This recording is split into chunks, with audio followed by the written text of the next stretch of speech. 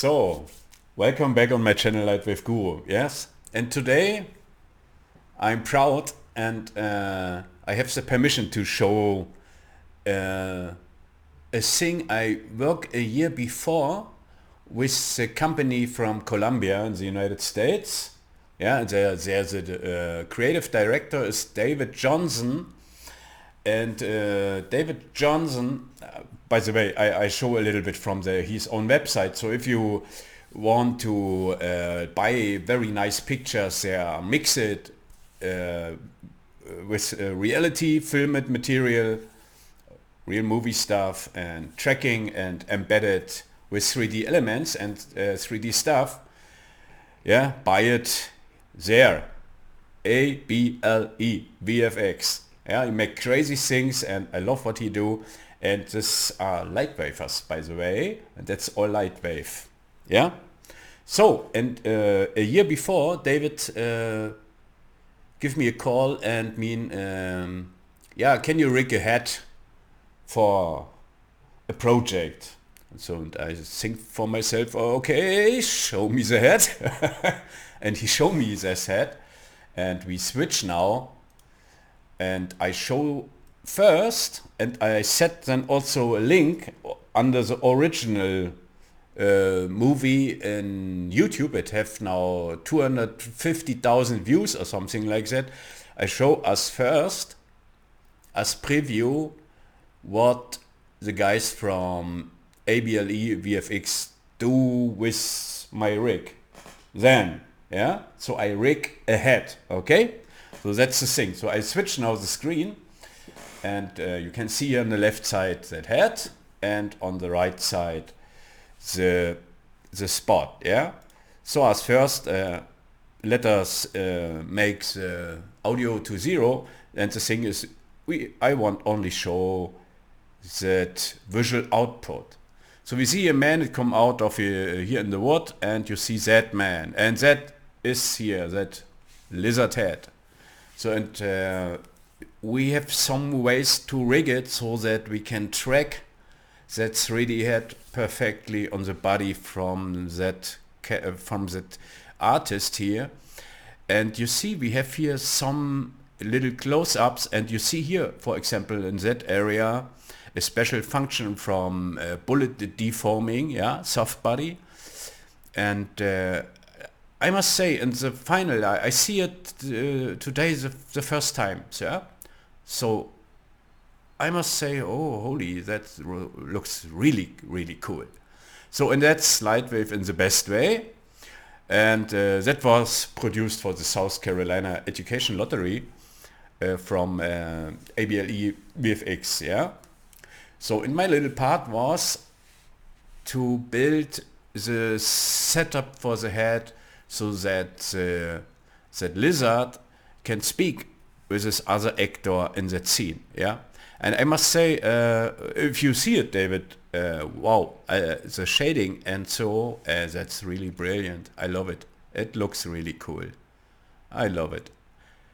So, and now you have all seen that, and now I can explain a little bit the scene setup. And the thing was that the character animation artist from ABLE VFX need yeah, defined functions to make that animation ready, that character animation. And the first is that we have to build it in a way that you can sit up that 3D head with tracking on the real footage. Yes, so that's more a strength technical parameter. And the second is that the character artist has the chance with all his options that he need to make it perfect. Yeah, so that the character can interact, that lizard character, with that other character, with that man. Yeah, so I have to build a setup that he give for default, so most as possible options to animate that lizard head. And so I have to build a really complex setup so that the character artist have the freedom to do whatever he want with my setup.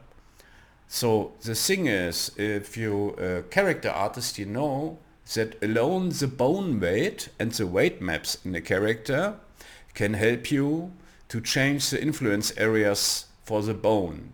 Yeah? So that's the thing. So if a character artist is a good artist, he knows that.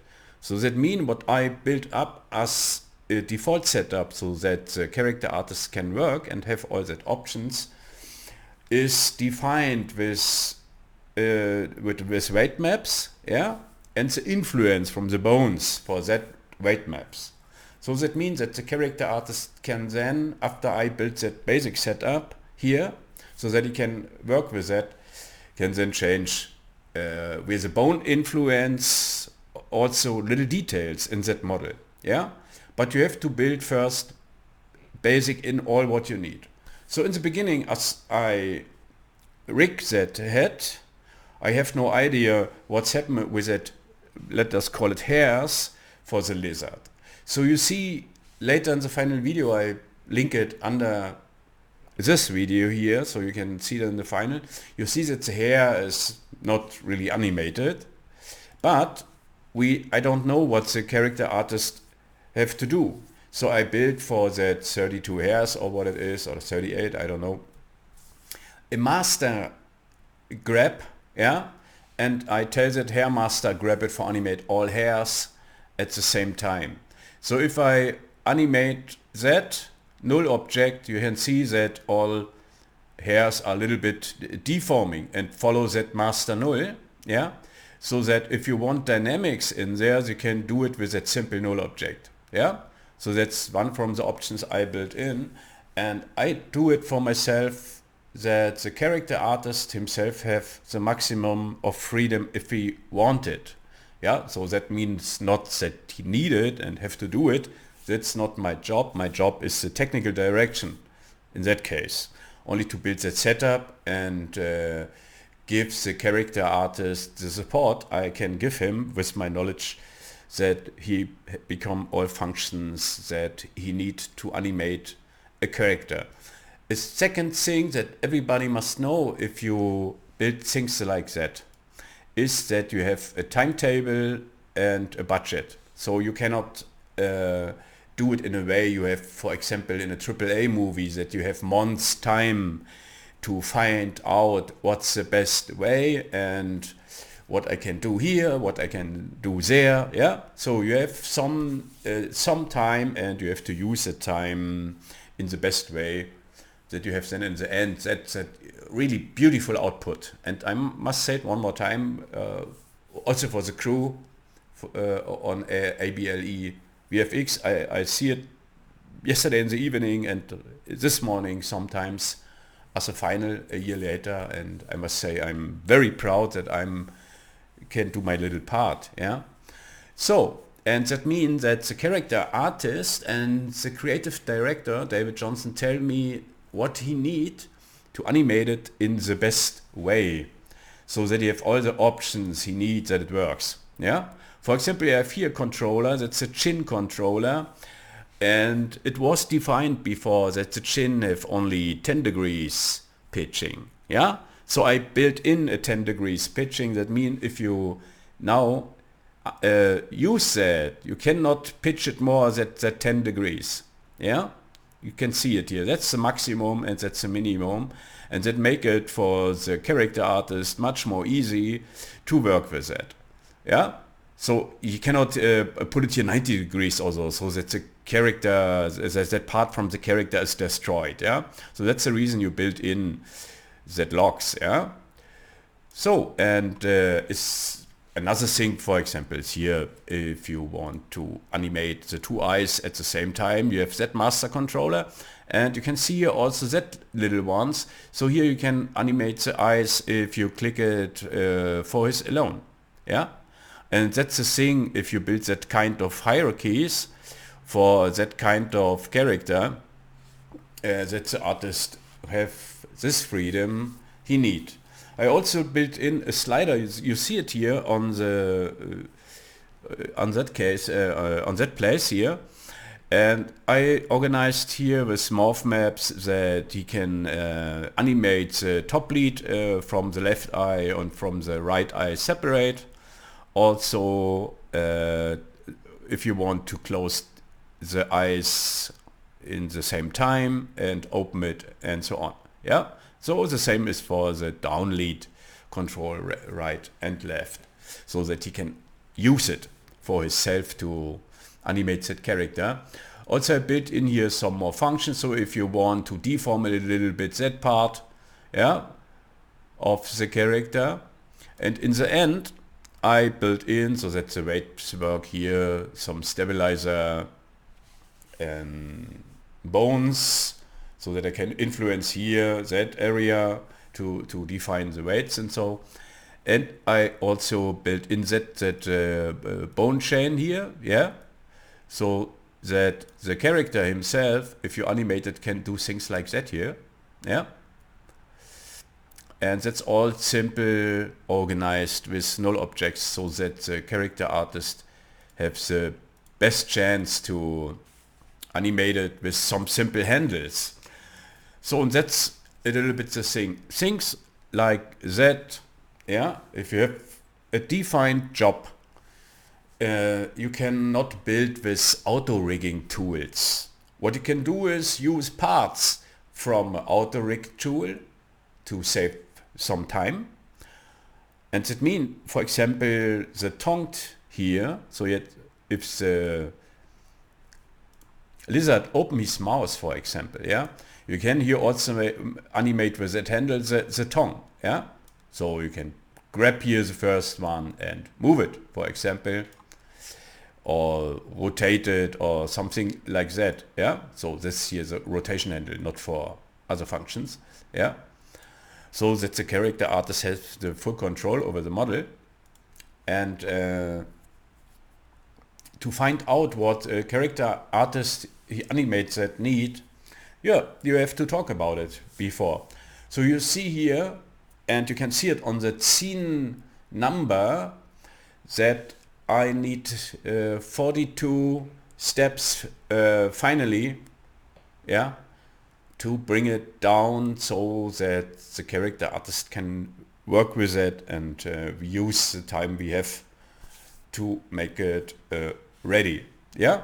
So you see also in that video, if you look at then on YouTube under the link, that this part of the chin here have soft body dynamics, and for that I built in for that lizard man here the bullet option, and I paint the mesh filter, and the name is shin flaps dynamics, yeah, and give him special functions so that the solver can interpret it correctly. So for example, if I enable now the dynamics, so the character is not animated now, but if we calculate it now, you will see that the chin part here, that skin, would be hang out, and then with his own damping and stiffness, yeah, go in his default position. And if you animate now the character,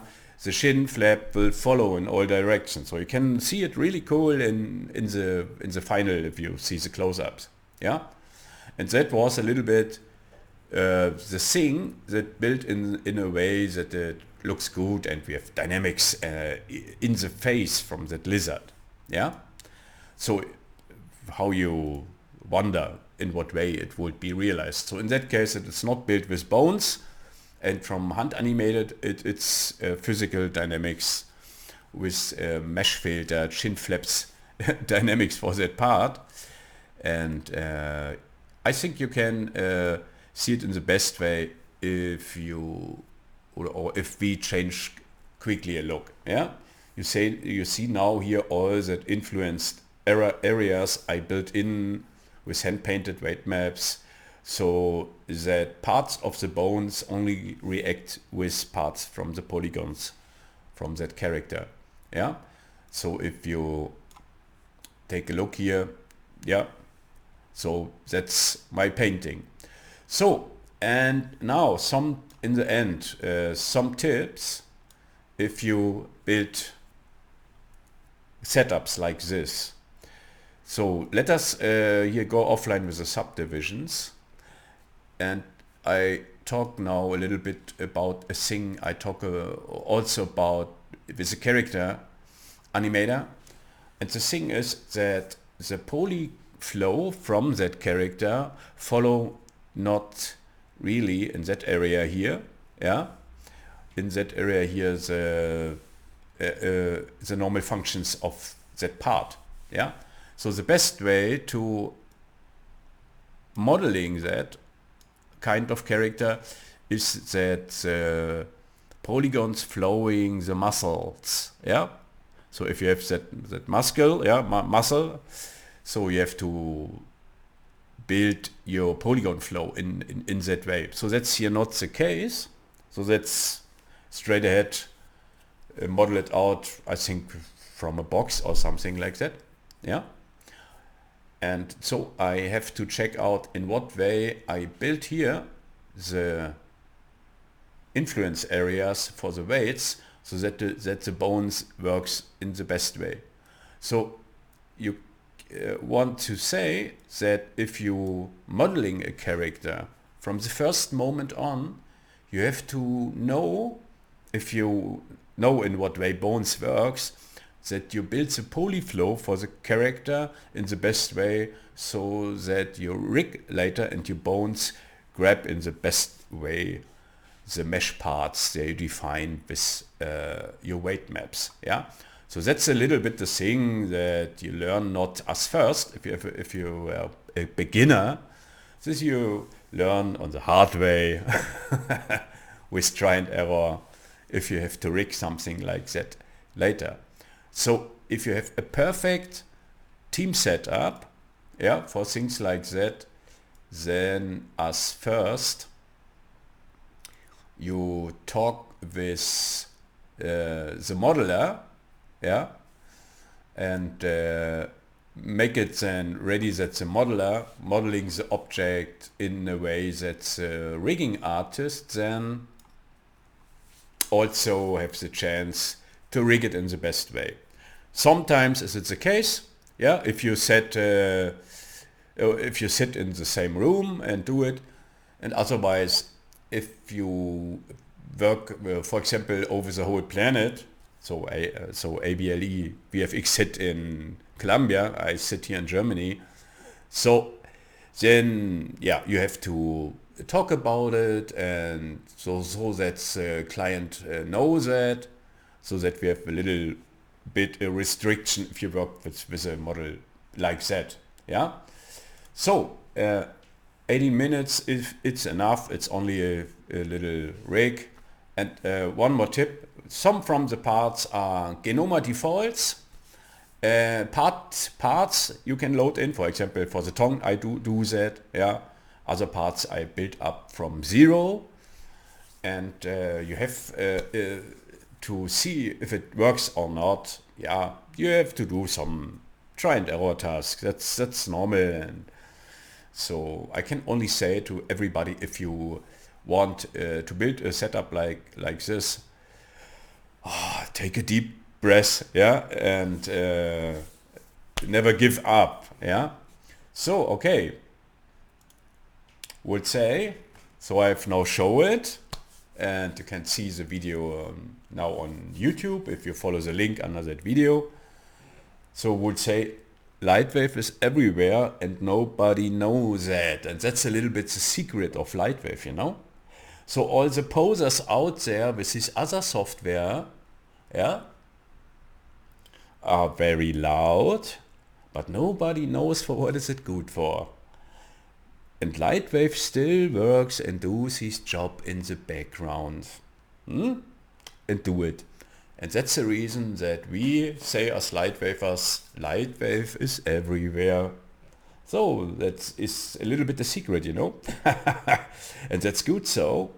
And the thing is that if it is not from interest in the end with what software you work, and the reason is that not the software makes a job.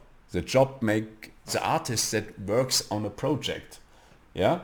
So in this little example show that you also can build complex character rigs. Also, if you use or have to use track it and embed it in real footage, and it looks like a charm as the final. And you have a really tight integration also for the tracking, and nothing is jabbering or flickering or something like that. It stay as a one. Yeah. And so that's the reason I'm proud that I can show it here and that I have the permission to show it. Yeah. So I have to do now another job. So that means see you later. Bye. Have a nice time.